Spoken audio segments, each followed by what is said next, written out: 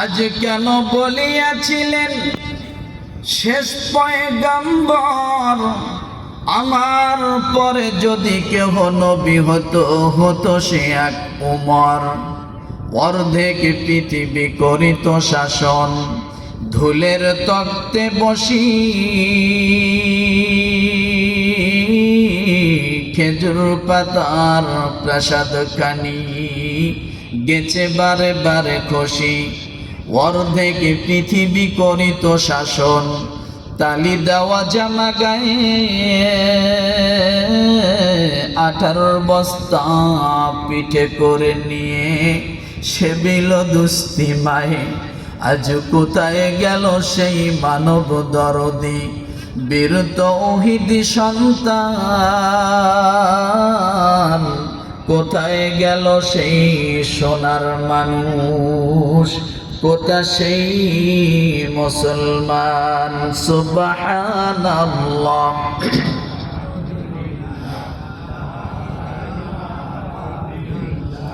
সুবহানাল্লাহ, আলহামদুলিল্লাহ, লা ইলাহা ইল্লাল্লাহ। সুবহানাল্লাহ, আলহামদুলিল্লাহ, সুবহানাল্লাহ, আলহামদুলিল্লাহ। आशिक मौला हो मेरा, मैं जुमला जहां जिनके तजल्ली से उजाला। ला इलाहा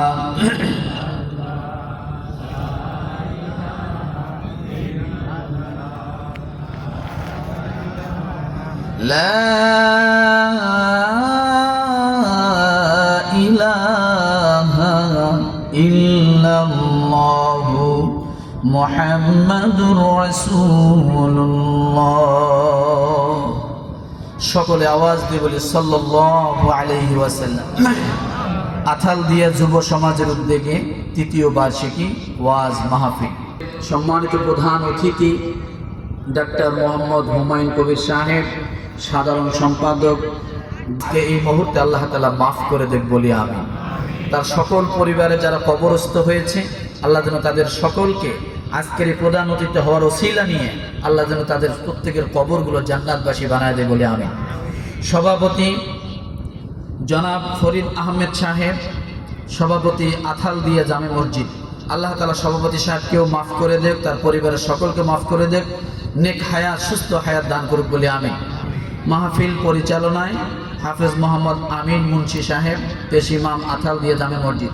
আল্লাহ তাআলা আমাদের ইমাম সাহেব হুজুরকে অনেক লম্বা হায়াত দিয়ে দ্বীনের খেদমত করার জন্য তৌফিক দান করুক, আমিন। আপনারা সকলে কি ভালো আছেন তো নাকি? আসলে বলেন, বসবেন না চলে যাবেন? সামান্য সময় থাকবেন তো? কেউ উঠবেন না তো? মাহফিলে আসলে যেমন সওয়াব, কোনো একজনের কারণে যদি মাহফিলে কোনো বিশৃঙ্খলা হয়, গুনাহ হবে না?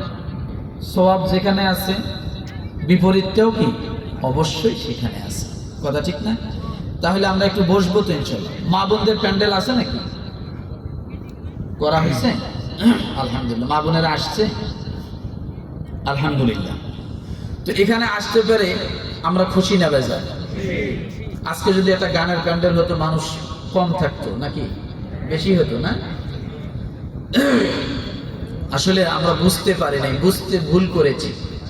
ধরা দরকার কোনটা, ধরতেছি কোনটা, কথা ঠিক না?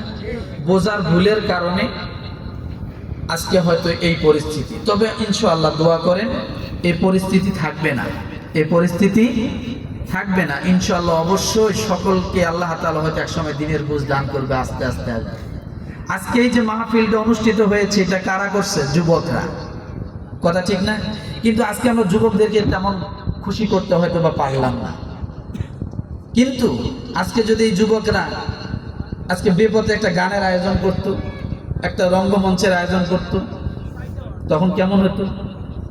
কিন্তু আল্লাহ সুবহানাহু ওয়া তাআলা সেটার পরিবর্তে যুবকদেরকে কোরআনের মহাব্বত করে আল্লাহর বন্ধু বানাইছেন। কার বন্ধু? আল্লাহর বন্ধু বানাইছেন। এই জন্য তাদের মনের মধ্যে জাগছে যে আমরা একটা মাহফিল দিই।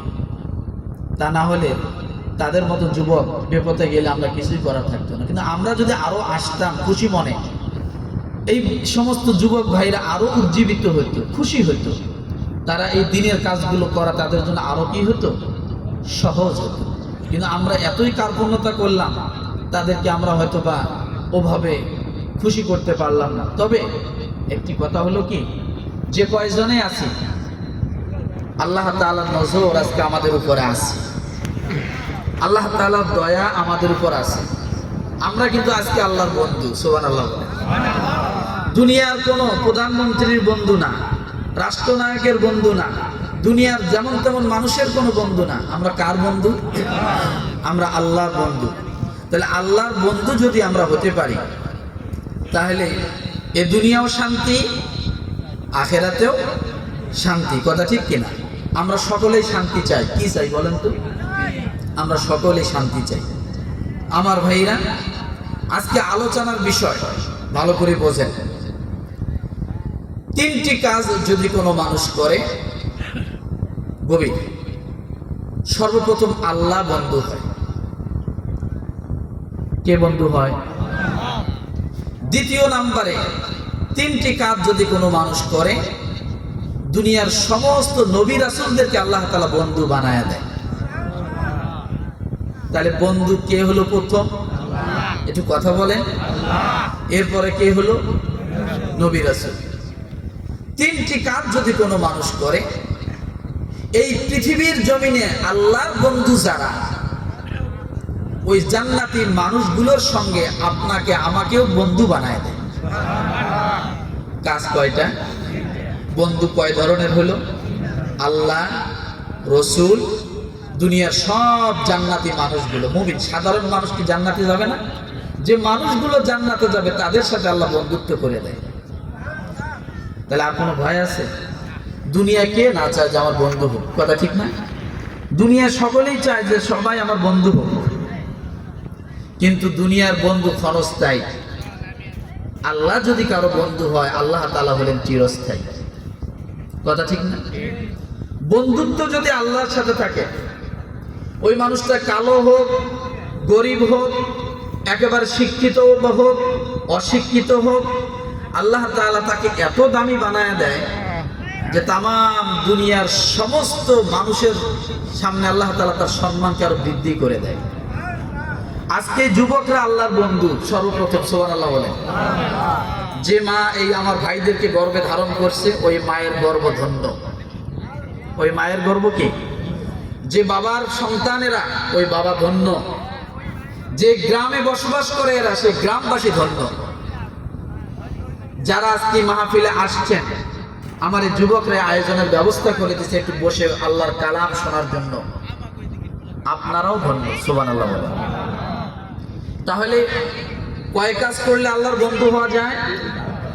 তিনটা কাজ যদি কোনো মানুষ করে, আল্লাহর বন্ধু। তাহলে আমরা কি আল্লাহর বন্ধু হতে চাই? সকলে চাই ইনশাআল্লাহ। আল্লাহ একটু হাতটা লাড়া, ঘুম ভেঙে যাক, আল্লাহ কবুল করুন বলে আমি কষ্ট দিলাম ঠান্ডার মধ্যে। হাত, মুরব্বী মানুষ সবাই, কথা ঠিক না? আল্লাহ পাক রব্বুল আলামিন বলেন, ইন্নামা ওয়ালিয়ুকুমুল্লাহু ওয়া রাসূলুহু ওয়াল্লাযীনা আযাকাতা ওয়া হুম রাকিউন। আল্লাহু আকবার বলতে পারবেন? ইনশাআল্লাহ। যখন কোরআনুল কারীমের আয়াতগুলো শুনবেন, আল্লাহু আকবার বলতে পারবেন না? ইনশাআল্লাহ। আল্লাহু আকবার কেন বলবেন?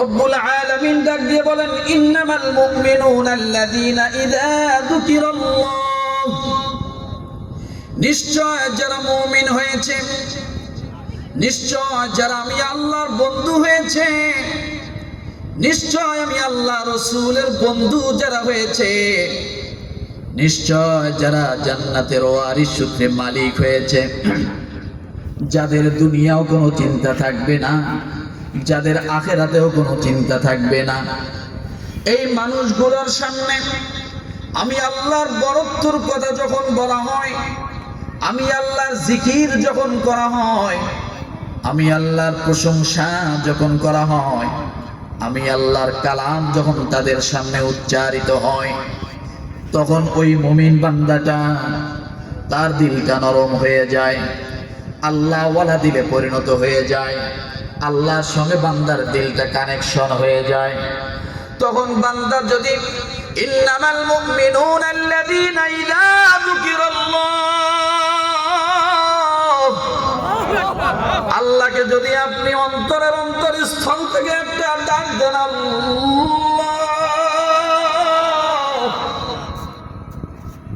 আল্লাহ আপনার সম্মান কত বাড়ায়া দেয় মুসলমান।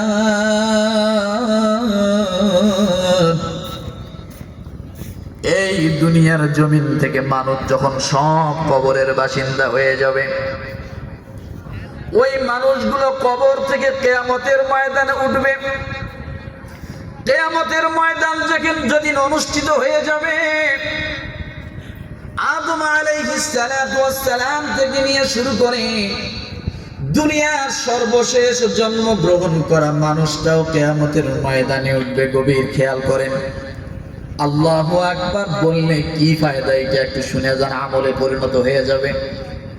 আমার আম্মা জানেন, আপনারাও শুনেন, আল্লাহর বান্দারা সকলেই কিয়ামতের ময়দানে উঠবে। আদম আলাইহিস সালাতু ওয়াস সালাম থেকে নিয়ে শুরু করে দুনিয়ার সর্বশেষ মানুষটা যারা জন্মগ্রহণ করেছে, সেই মানুষটাও কিয়ামতের ময়দানে।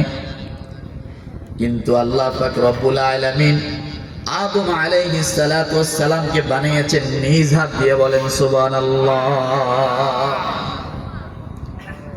লিমা খালাকতু বিয়াদাই, ফেরেশতারা গলা থেকে নিচ পর্যন্ত বানাইছেন।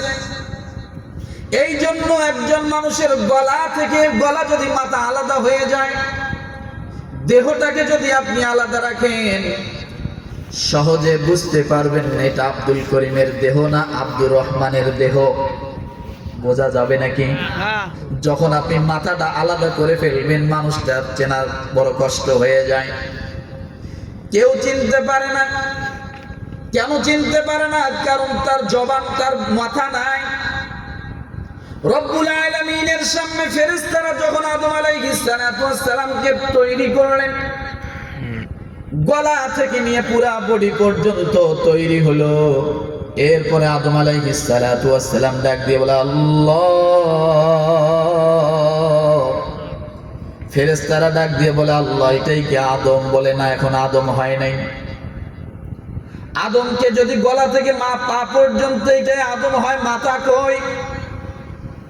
হেড অফিস কোথায়? নাক কই? কান কই? চোখ কই? মুখ কই? জবান কই? কিছুই তো তোমরা বানাও নাই, তাহলে এটা মানুষ হলো কেমনে? ফেরেশতারা এবার ডাক দিয়ে বলে আল্লাহ তাআলা কি করব? আল্লাহ তাআলা ডাক দিয়ে বলে, ও ফেরেশতারা, এই মুখটা বানানোর দায়িত্ব আমি আল্লাহ। ও ফেরেশতারা, মুখটা আমি আল্লাহ বানাবো। রব্বুল আলামিন নিজের কুদরতি হাত দিয়া এত সুন্দর ডিজাইন করে আল্লাহ বানাইলেন। তামাম দেহের মধ্যে যা আছে আল্লাহ তাআলা সব কিছুর সঙ্গে এই মুখের সঙ্গে কানেকশন করে দিলেন। কান দিয়ে দিলেন এতটুক জায়গায়, চোখ দিয়ে দিলেন এতটুক জায়গায়, মুখ দিয়ে দিলেন এতটুক জায়গায়, মস্তিষ্ক ব্রেনটা দিয়ে দিলেন এতটুক জায়গায়। দেওয়ার পরে আল্লাহ এত সুন্দর করে বানাইলেন। আদম আলাইহিস সালাতু ওয়াস সালাম থেকে নিয়ে দুনিয়ার সর্বশেষ জন্মগ্রহণ করা মানুষটাকে আল্লাহ কেমন করে বানাইলেন। একজন বাবার 5টা সন্তান, এই 5 সন্তানের কারো চেহারার সঙ্গে কারো চেহারার মিল নাই, আছে নাকি? কারো কণ্ঠের সঙ্গে কারো কণ্ঠের মিল নাই। মা বুঝতে পারে কোন ছেলে আমাকে মা বলে ডাক দিল, বাবা বুঝতে পারে কত নাম্বার সন্তানটা আমাকে আব্বা বলে ডাক দিল। আমার আল্লাহ তাআলা এত সুন্দর করে বানাইলেন। নিজ হাতে বানানোর পর শুধু তাই নয়, আল্লাহ তাআলা 60 গজ লম্বা করে অথবা 60 হাত লম্বা করে আল্লাহ তাআলা বিশাল দেহের আদমকে বানায় দিলেন। সুবহানাল্লাহ। 60 গজ অথবা 60 হাত, তাহলে মানুষটা কত লম্বা? আদম আলাইহিস সালাতু ওয়াস সালাম সেই মানুষটাও কিয়ামতের ময়দানে থাকবে। আদম আলাইহিস সালাম যদি 60 হাত লম্বা হয়, তার সন্তানটা কি খাটো ছিল? কথা বলেন। তার জামানার মানুষগুলো লম্বা লম্বা ছিল, বিশাল বিশাল লম্বা লম্বা। এখনো কবরগুলো পাওয়া যায়, বড় বড় নবীদের কবরগুলো অনেক লম্বা লম্বা পাওয়া যায়। আদম আলাইহিস সালাতু ওয়াস সালাম কিয়ামতের ময়দানে যখন উঠলেন, দুনিয়ার সব মানুষগুলো উঠলো, কোনো মানুষ আর জমিনের মধ্যে নাই। সর্বশেষ জন্মগ্রহণ করা মানুষটাকে আল্লাহ কিয়ামতের ময়দানে উঠাইলেন। কিন্তু আদম আলাইহিস সালাতু ওয়াস সালাম তার সন্তানদেরকে ঘুরে ঘুরে দেখে। হঠাৎ আদম আলাইহিস সালাতু ওয়াস সালামের সামনে, চোখের সামনে পড়ে যায় অনেক মানুষের দিক থেকে কিছু সংখ্যক মানুষকে আল্লাহ সুন্দর একটা কুরসির মধ্যে বসায় রাখছে, নূরের কুরসি। বিশাল সুন্দর একটা নূরের আলো ঝলমল করে, মাথায় নূরের তাজ টুপি পরাইয়া দিয়েছে। আদম আলাইহিস সালাতু ওয়াস সালাম যখন ওই মানুষের সামনে যে দাঁড়িয়ে গেলেন, দাঁড়িয়ে যখন মানুষটার দিকে তাকাইলেন, তাকায়া দেখে মানুষটাকে দেখতে হলে আদম নবীকে মাথা এইরকম উঁচু করে দেখতে হয়। বলেন সুবহানাল্লাহ। নিজে 60 হাত লম্বা অথবা 60 গজ লম্বা। এখন ওই মানুষদের কাছে যখন গেছে, যাওয়ার পরে এরকম করে দেখতেছে, কি রে, এটা আবার কোন দেশের মানুষ, এত লম্বা হবে কেন? রব্বুল আলামিনকে ডাক দিয়ে বলে, আল্লাহ, আমি এত লম্বা, তুমি নিজ হাতে আমাকে বানাইছো। এই মানুষটা আবার কারা, কোন গ্রহের মানুষ, কোন নবীর মানুষ, কোন জামানার মানুষ? তার সামনে আমি নবী আসি দাঁড়াইলে মাথা উঁচু করি দেখা লাগে, এত উঁচু কেন এরা? আল্লাহ তাআলা ডাক দিয়ে বলে, ও নবী আদম, দুনিয়ার জমিনে এই মানুষগুলো যখন ছিল, তাদের হাতে মাত্র 3.5 হাত লম্বা। সুবহানাল্লাহ বলে, আরো জোরে বলে, কয় হাত লম্বা? মাত্র 3.5 হাত লম্বাওয়ালা মানুষ। এই মানুষগুলো মাত্র 5 ফিট 6 ফিট লম্বা মানুষ। আদম আলাইহিস সালাম আশ্চর্য হয়ে গেল, 5 ফিট 6 ফিটের মানুষ কিয়ামতের ময়দানে এত লম্বা হলো কেমনে? রব্বুল আলামিন ডাক দিয়ে বলে, ও নবী আদম, দুনিয়ার জমিনে এই মানুষগুলো যখন বসবাস করত, আখিরি নবী মুহাম্মদুর রাসূলুল্লাহ সাল্লাল্লাহু আলাইহি ওয়াসাল্লামের উম্মত হলো এরা। সুবহানাল্লাহ। এই মানুষগুলো নবী মুহাম্মদুর রাসূলুল্লাহ সাল্লাল্লাহু আলাইহি ওয়াসাল্লামের উম্মত। আদম আলাইহিস সালাম ডাক দিয়ে বলে, আল্লাহ, এই মানুষগুলো তো এত লম্বা হওয়ার কথা না, এখানে লম্বা হলো কেমনে? আল্লাহ তাআলা ডাক দিয়ে বলে, দুনিয়ার জমিনে মসজিদ নামের কোনো জায়গা ছিল না। গ্রামের সহজ সরল মানুষগুলো ধান কালেকশন করে, টাকা কালেকশন করে একজন মানুষের কাছে যায়, হয়তো সে 4 শতক 5 শতক জায়গা দিয়েছে অথবা জায়গা কিনে গ্রামের সব মানুষগুলো মিলে একটা মসজিদ নির্মাণ করেছিল। ওই মসজিদটা যখন নির্মাণ করলো, মসজিদ নির্মাণ হয়ে গেল, এখন নামাজ শুরু হবে। সর্বপ্রথম দরকার হলো আযান দিতে হবে। কথা ঠিক কিনা? জোরে বলেন। সর্বপ্রথম আযান দিতে হবে। আযান দেওয়ার জন্য একজন মুয়াজ্জিন দরকার। কার দরকার? একজন মুয়াজ্জিন দরকার। এই পৃথিবীর জমিনে মুয়াজ্জিনের কোনো দাম নাই।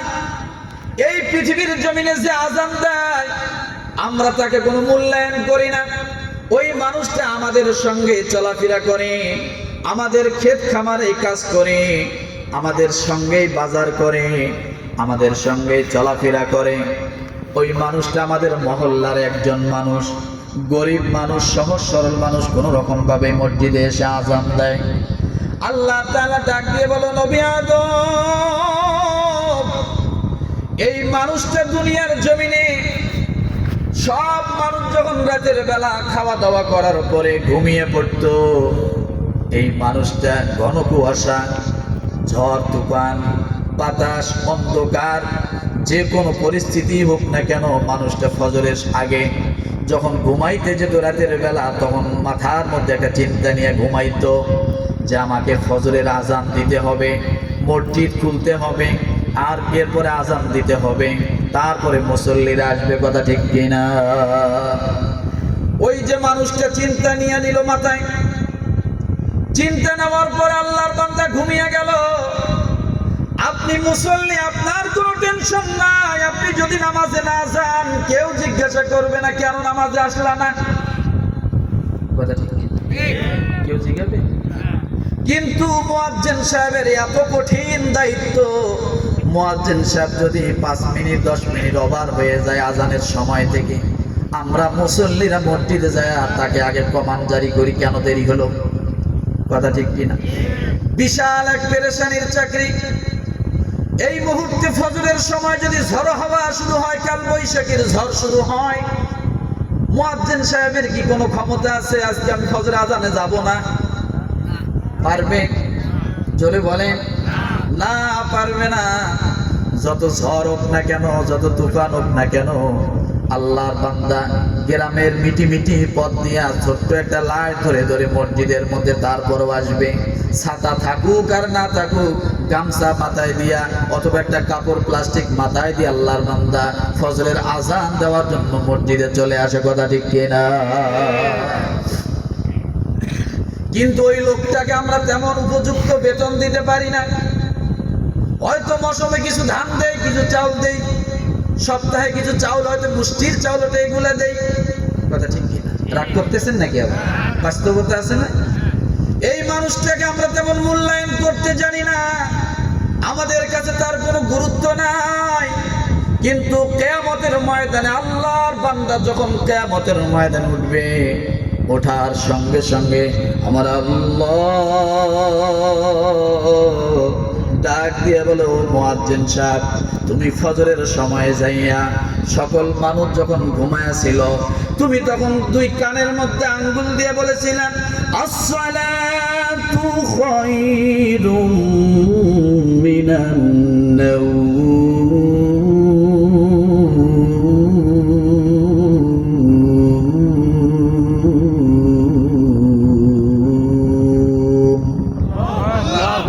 হলো না? আপনারা আল্লাহু আকবারটা আরেকটু বাড়ায় বললে ভালো। মুয়াজ্জিন সাহেব যেমনি বলে এমনি বলেন, আল্লাহু আকবার।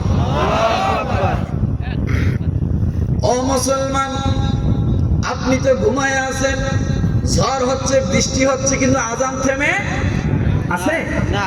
আজান থেমে নাই। আল্লাহর বান্দা এইভাবে প্রতিদিন 5 ওয়াক্ত নামাজের আজান দেয়। কয়বার? 5 ওয়াক্ত নামাজের আজান দেয়। আমার আল্লাহর বান্দা যখন দুনিয়া থেকে চলে যায়, কিয়ামতের ময়দানে যখন উঠবে, আমার আল্লাহ ডাক দিয়ে বলো, বান্দারে, দুনিয়ার জমিনে রাতের অন্ধকার তুমি থেমে থাকো নাই, ঝড়ের মধ্যে থেমে থাকো নাই, তুমি বাতাসের মধ্যে থেমে থাকো নাই, ঘন কুয়াশার মধ্যে থেমে থাকো নাই, রাতের অন্ধকারের মধ্যে তুমি থেমে থাকো নাই। ও বান্দা, আমি আল্লাহ তোমার জন্য কিয়ামতের ময়দানে বিশাল সিংহাসন, স্পেশাল সিংহাসনের ব্যবস্থা করে দিয়েছি। আয় বান্দা আয়, আমি আল্লাহ তাআলা তোমাকে একটা নূরের মুকুট পরাইয়া দেব। বলেন সুবহানাল্লাহ। কোন কারণে আল্লাহ তাকে নূরের মুকুট পরাবে, আর কোন কারণে আল্লাহ তাকে নূরের চেয়ার দান করবে? আর গর্দানটা কিয়ামতের ময়দানে বিশাল লম্বা হয়ে থাকবে। ওই মানুষটা তো আপনার সঙ্গে বাজার করছে, করে নাই? আপনার সঙ্গে চলাফেরা করছে। আলাদা কোনো বাড়ি গাড়ি জমি ক্ষেত খামার আলাদা কিছু ছিল না, ভিন্ন কিছু ছিল না, ছিল না। কিন্তু আল্লাহ কেন তাকে সম্মান দিল? ও মুসলমান, ভালো করে বোঝেন।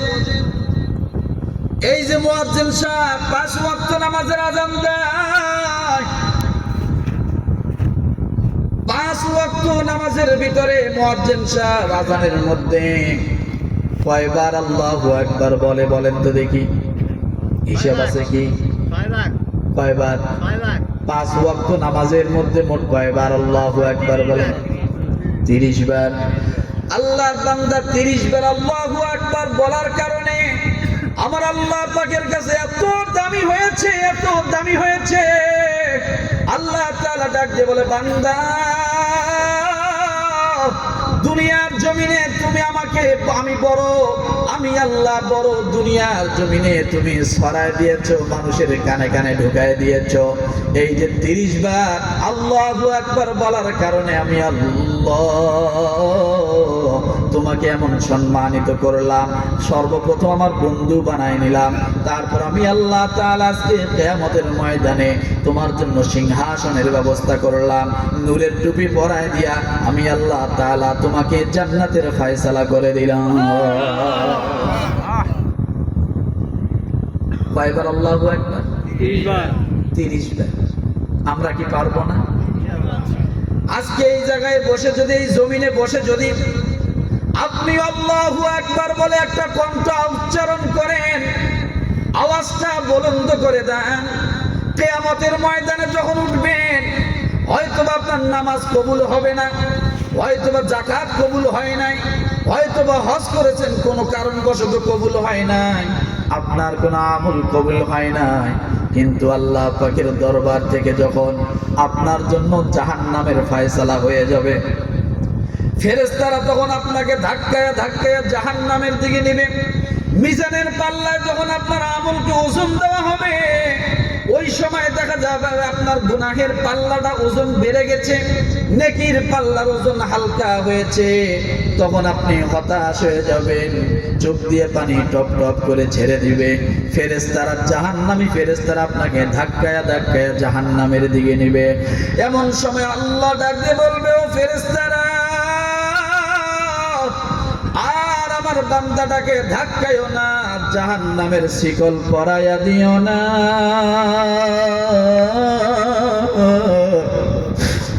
আমি আল্লাহ আমার বান্দাটাকে আমি নিজ হাতে বানাইছি,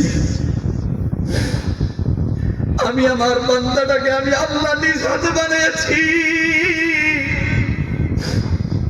আমার বান্দাটাকে আমি আল্লাহ অনেক মহব্বত করে বানিয়েছি, আমার বান্দাটাকে আমি আল্লাহ অনেক আদর করে বানিয়েছি। রাতের বেলা কনকনে শীতের মধ্যেও যুবকরা একটা মাহফিলের আয়োজন করেছিল।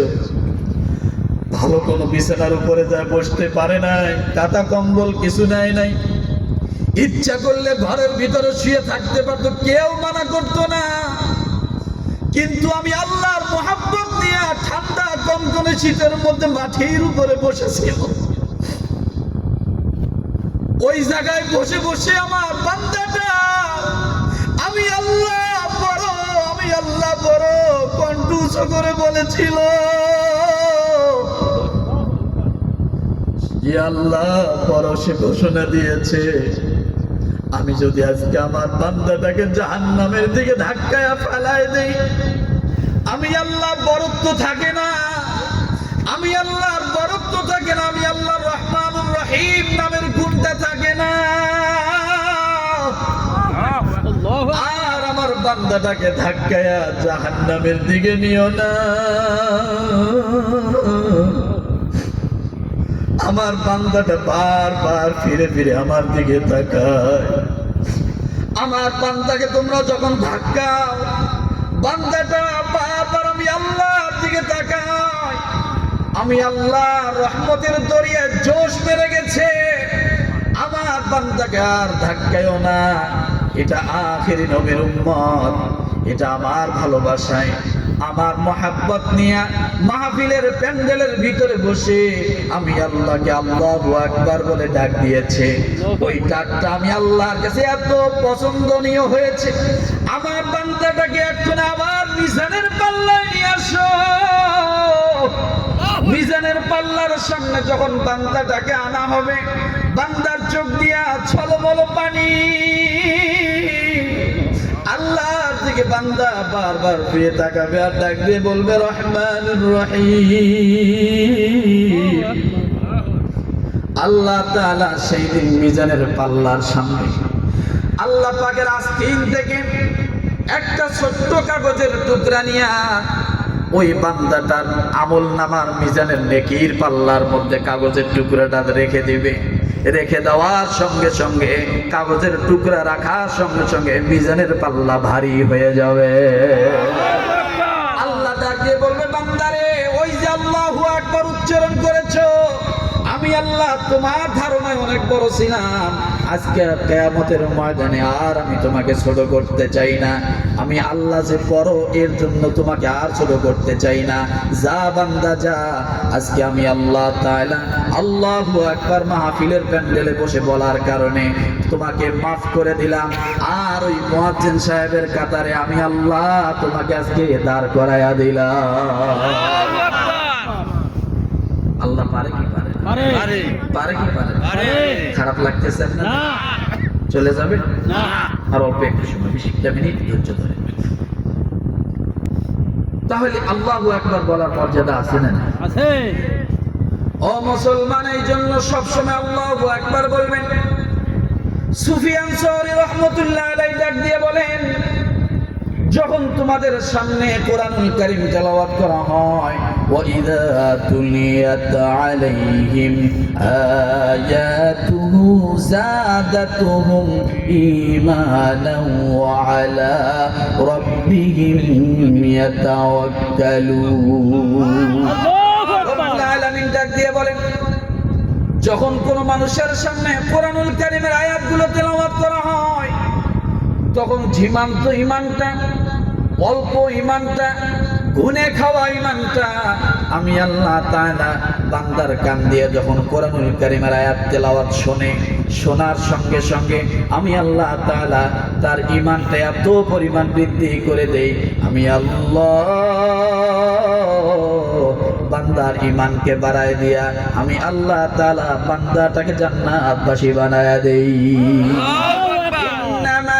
المؤمنون الذين إذا ذكر الله وجلت قلوبهم وإذا تليت عليهم آياته زادتهم إيمانا وعلى ربهم يتوكلون। আল্লাহর কালামের সাথে কি আমাদের সম্পর্ক আছে? আছে। কোরআন শরীফ পড়ি আমরা, হ্যাঁ, প্রতিদিন কম বেশি একটু করে কোরআন তেলাওয়াত করি। কোরআনের সাথে যদি কারো সম্পর্ক থাকে, আল্লাহ বলেন ওই মানুষটা আমার বন্ধু হয়ে যায়। সুবহানাল্লাহ। আল্লাহ যদি বন্ধু হয়, কারো কোনো সমস্যা আছে? জি না। এই দুনিয়ার জমিনে একজন হাকিম, একজন ম্যাজিস্ট্রেট, একজন ব্যারিস্টার, একজন উকিল যদি কোনো আসামির বন্ধু হয়, তার পাওয়ার অন্যরকম থাকে। কথা ঠিক না? ঠিক। তার ক্ষমতা অন্যরকম থাকে। আচ্ছা বলেন, আমাদের মধ্যে যদি আমরা কেউ একজন আসামি হয়ে যাই, আর আপনাদের পরিচিত যদি একজন ভালো উকিল থাকে, মনের মধ্যে একটা শক্তি থাকে না যে আমার বন্ধু আছে, সমস্যা নাই, উকিল তো আমার বন্ধু। কথা ঠিক না? উকিলে ফাঁক করে নেবে, ম্যাজিস্ট্রেটের সামনে যাইয়া আমার কেসটা ডিসমিস করে দেবে। তাহলে একজন দুনিয়ার ম্যাজিস্ট্রেট, দুনিয়ার ব্যারিস্টার, এটার সঙ্গে যদি একজন মানুষের সম্পর্ক থাকার কারণে তার যদি মনে এত শক্তি থাকে, কিয়ামতের ময়দানে যিনি হবেন হাকিম আর ব্যারিস্টারি করবেন আমার রাসূল সাল্লাল্লাহু আলাইহি সাল্লাম, এই দুইজনের সঙ্গে যদি কারো সম্পর্ক থাকে, ওই ব্যক্তির কি কোনো ভয় থাকবে? কোনো ভয় থাকবে না, কোনো ভয় থাকবে না। এই জন্য রব্বুল আলামিন ডাক দিয়ে বলেন, ইন্নামা ওয়ালিয়ুকুমুল্লাহ ওয়া রাসূলুহু ওয়াল্লাযীনা আমানুল্লাযীনা ইউকিমুনাস সালাতা ওয়া ইউতুনাজ যাকাতা ওয়া হুম রাকিউন। আল্লাহু আকবার। আল্লাহকে আমরা সকলে বন্ধু বানাতে চাই। সকলে বন্ধু বানাতে চাই।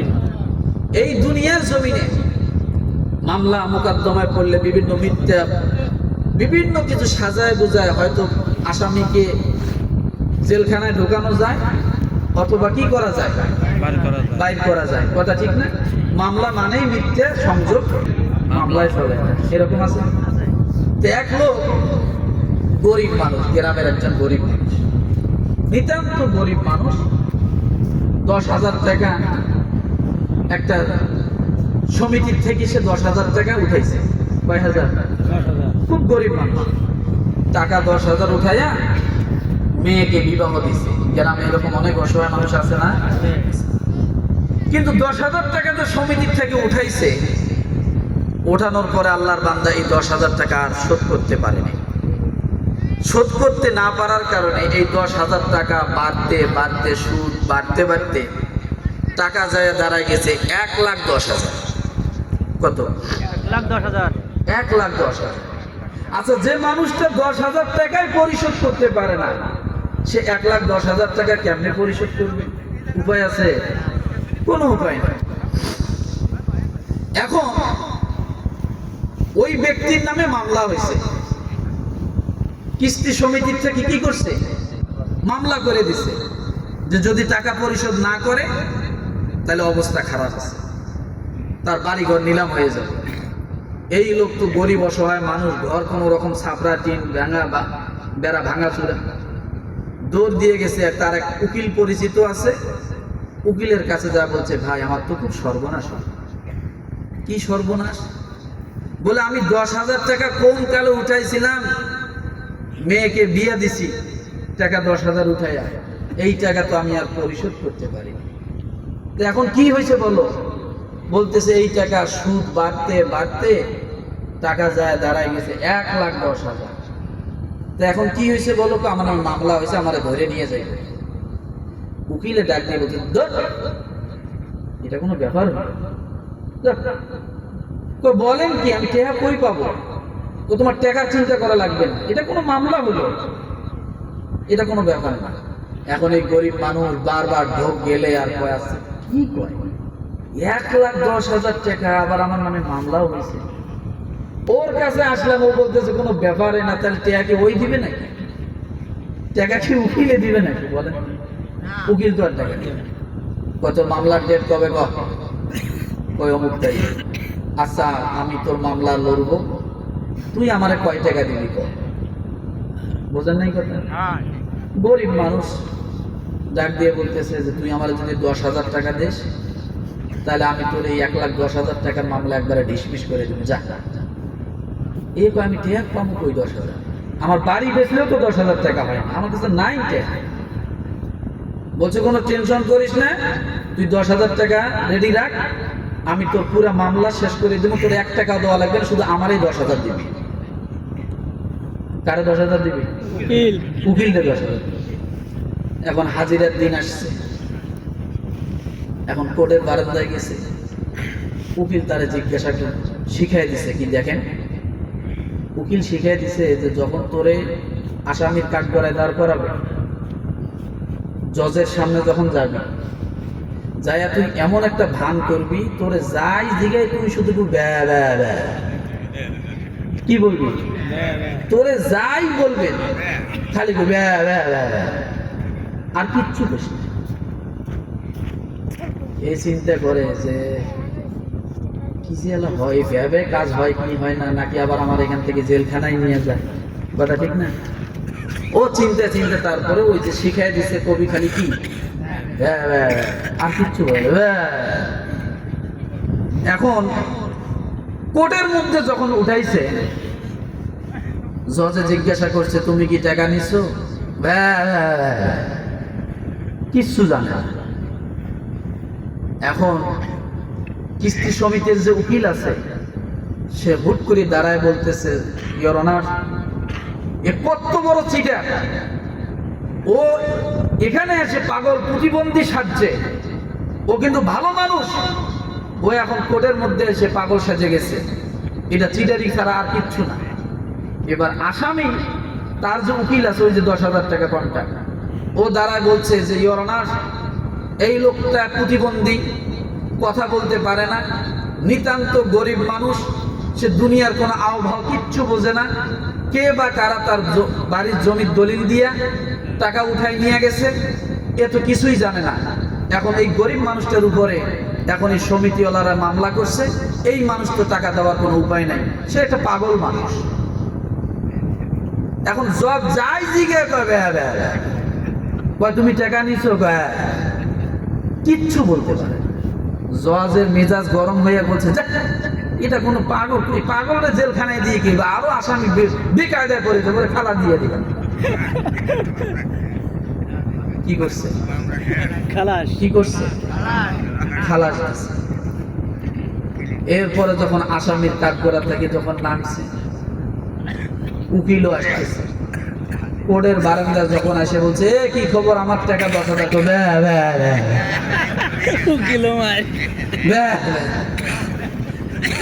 উকিল মাথা খারাপ হয়ে গেছে, কয় কি রে ও আমারও ভ্যা ভ্যা করতেছে, কি আশ্চর্য কথা, ওই টাকা কই টাকাটা ভ্যা ভ্যা। উকিলের মেজাজ গরম হয়ে গেছে, তুই আমার সামনে এখন ভ্যা ভ্যা করছিস, ওর ধাক্কা দিয়ে বাইরে যা, তোর টাকা লাগবে না, তুই আমার সামনে ভ্যা ভ্যা করছিস। কেন এই কথাটা বললাম? রসিকতার জন্য না। এই দুনিয়ার জমিনে বিভিন্ন চালাকি করে দুনিয়ার জমিনে হয়তো জজ ব্যারিস্টারের কাছে রেহাই পাওয়া যায় রে মুসলমান, কিন্তু আল্লাহর আদালতের সামনে আপনি যদি ধরা খেয়ে যান, দুনিয়ার কোন জজ ব্যারিস্টার সেখানে আপনার কোনো উপকার করতে পারবে না। এই জন্য রব্বুল আলামিন ডাক দিয়ে বলেন, ও দুনিয়ার মানুষ, আমি আল্লাহর সামনে যদি ধরা খেতে না যাও, এই দুনিয়ার জমিনে যদি তোমরা আমি আল্লাহর সামনে বন্ধু যদি হতে চাও, তাহলে তোমরা যদি 3টা কাজ করো, আমি আল্লাহ তোমাদেরকে বন্ধু বানায় নেব। কিয়ামতের ময়দানে যে মানুষটা তোমাদের জন্য সবচাইতে উপকারী হবে, সুপারিশকারী হবে, ওই মানুষটাকে আমি আল্লাহ তোমাদের বন্ধু বানায় দেব। দুনিয়ার সমস্ত জান্নাতি মানুষগুলোকে আমি আল্লাহ বন্ধু বানায় দেব। ইন্নামা ওয়ালিয়ুকুমুল্লাহু ওয়া রাসূলুহু ওয়াল্লাযীনা আমানুল্লাযীনা ইউকিমুনাস সালাতা ওয়া ইউতুনাজ যাকাতা ওয়া হুম রাকিউন। কয় কাজ? 3টা কাজ করলে কয় শ্রেণীর সঙ্গে বন্ধু হবে? আল্লাহ, রসুল, আরেকটা কি? দুনিয়ার সমস্ত মানুষের জান্নাতি মানুষগুলো যাদেরকে আল্লাহ হেদায়েত দিয়েছে, সাধারণ সাধারণ মানুষ, আল্লাহ তাদেরকে বন্ধু বানায়। এই 3টা কাজ যদি আপনি করেন, আল্লাহর বন্ধু হয়ে যাবেন। আল্লাহর বন্ধু হলে ফায়দা কি? ভালো করে বোঝেন। আল্লাহর বন্ধু হতে জমিদারি লাগে না, আল্লাহর বন্ধু হতে দেশের বাদশাহী হতে হয় না, আল্লাহর বন্ধু হতে প্রধানমন্ত্রী হতে হয় না, আল্লাহর বন্ধু হতে তামাম দুনিয়ার বাদশা হওয়া লাগে না।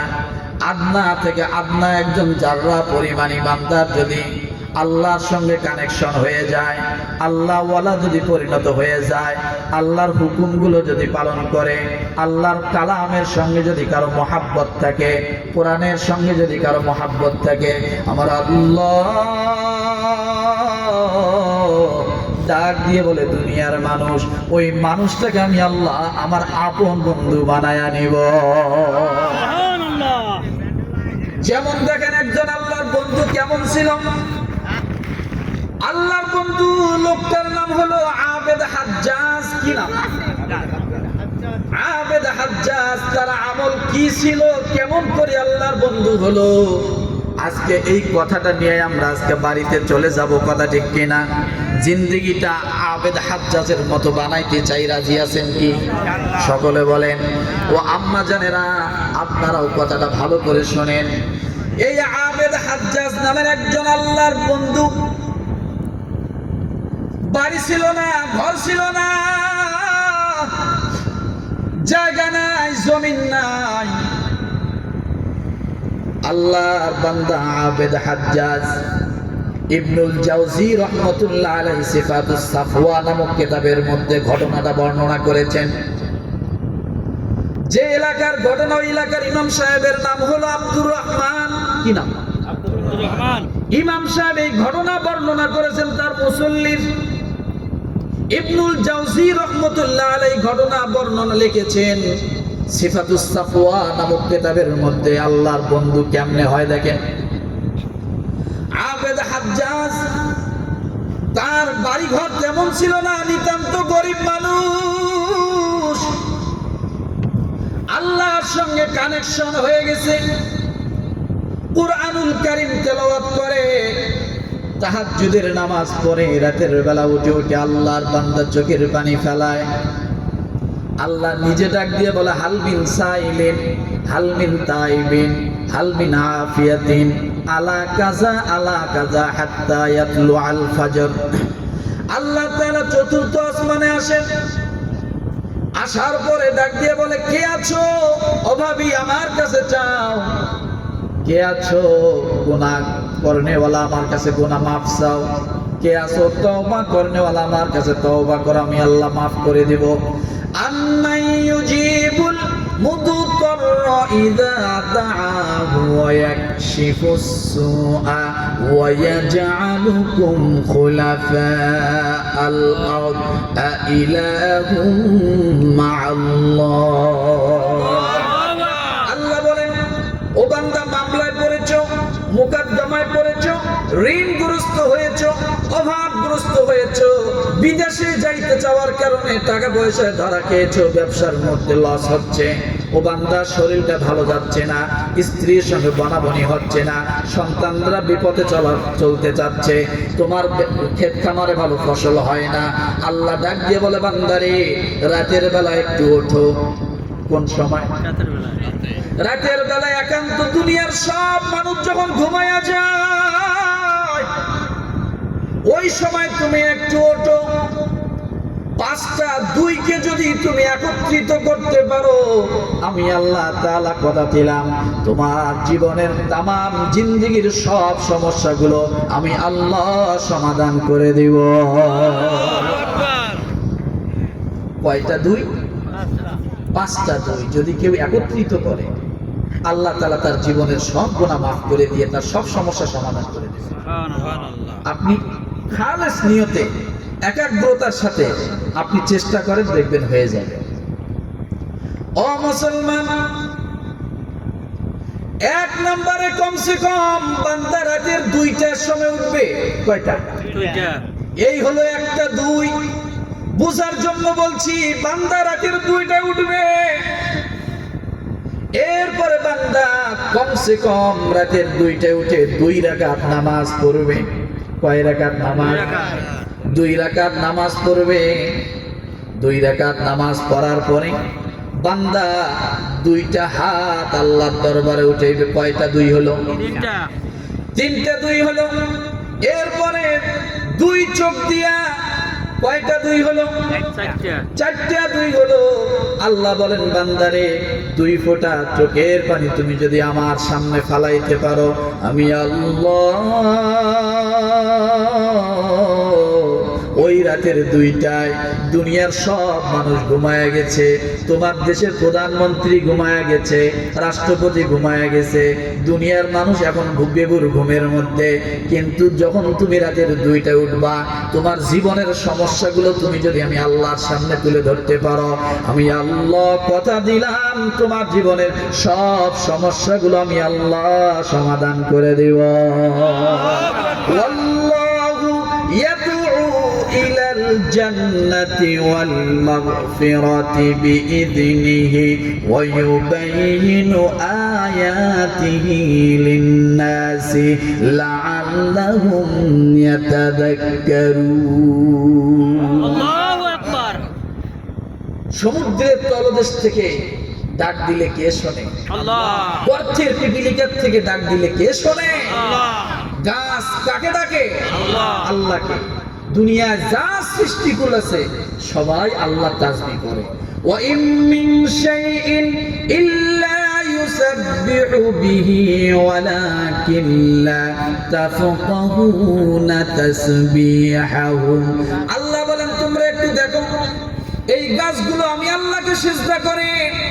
সকালবেলা যখন সূর্য ওঠে, গাছটা তার ছায়া পশ্চিম দিকে লম্বা করে দিয়ে আল্লাহর সামনে গাছটা সিজদায় পড়ে যায়।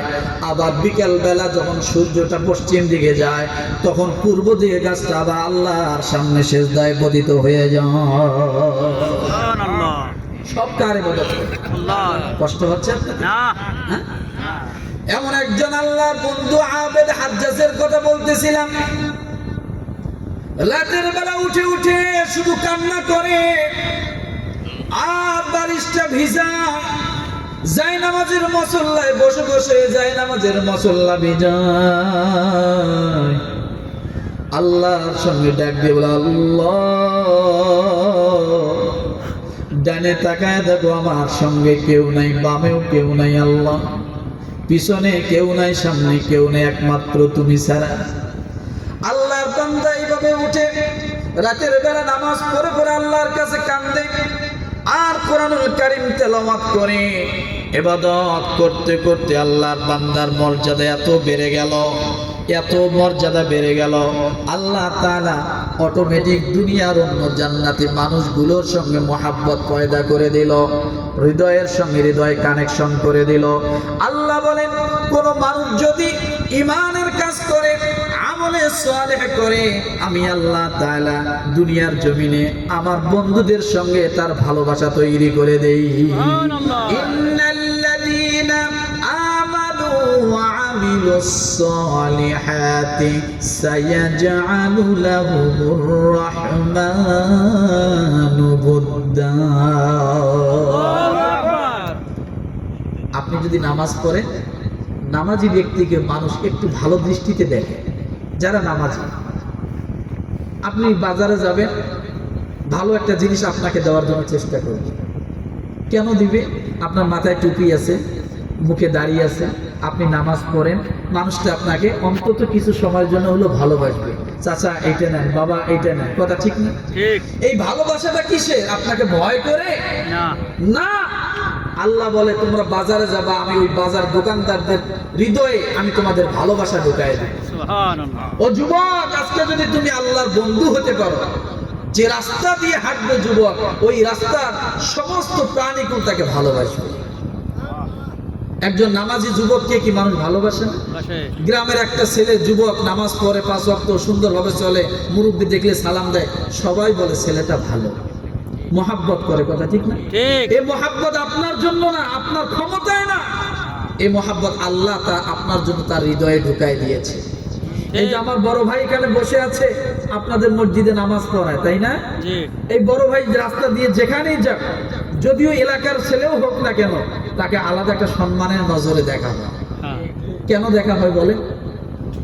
তার সম্মানটা, তার ভালোবাসাটা আল্লাহ আপনার হৃদয়ে ঢুকাই দিছে। উনি যেদিক দিয়ে যাবে, ওনার থেকে বড় বড় বয়সের লোকগুলো তাকে সালাম দেয়, আসসালামু আলাইকুম, কথা ঠিক কিনা? কেন দেয়? আল্লাহ তার হৃদয়ে কি করছে? ভালোবাসা ঢুকাই দিছে।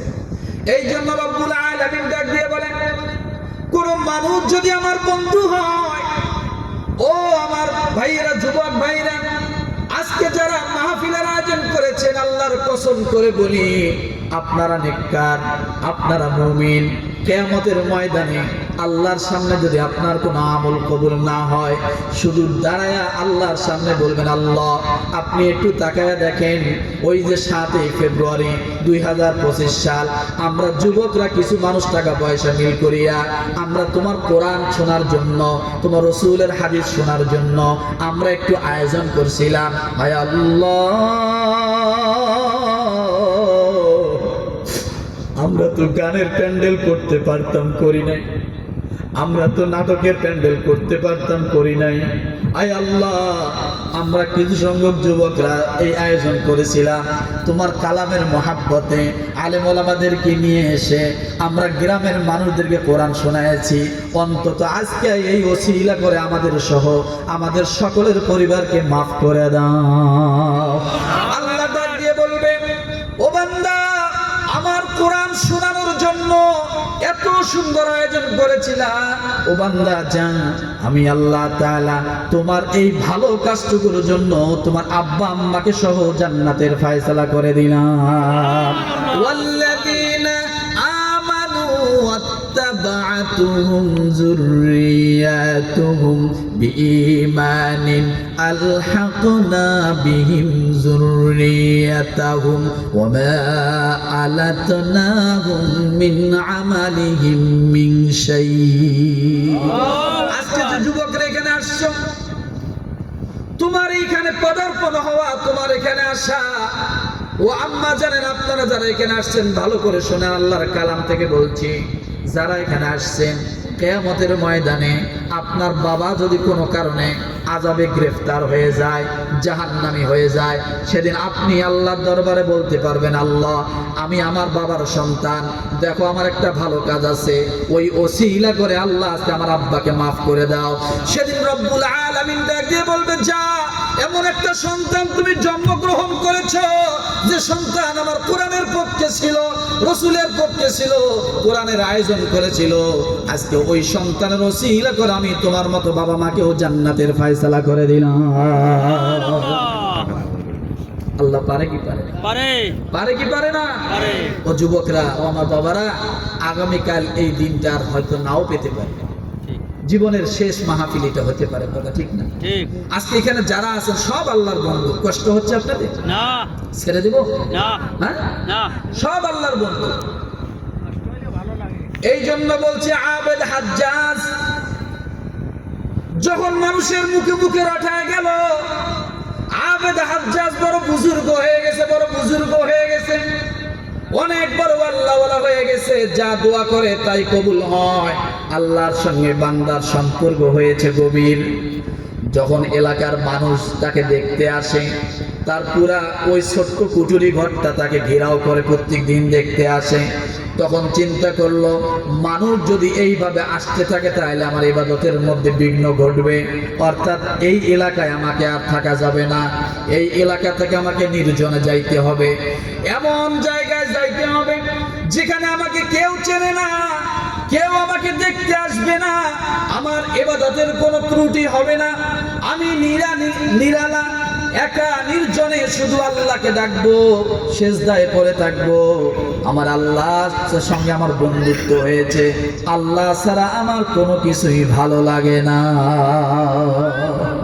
একটু জিকির করি, লা ইলাহা ইল্লাল্লাহ, লা ইলাহা ইল্লাল্লাহ, লা ইলাহা ইল্লাল্লাহ।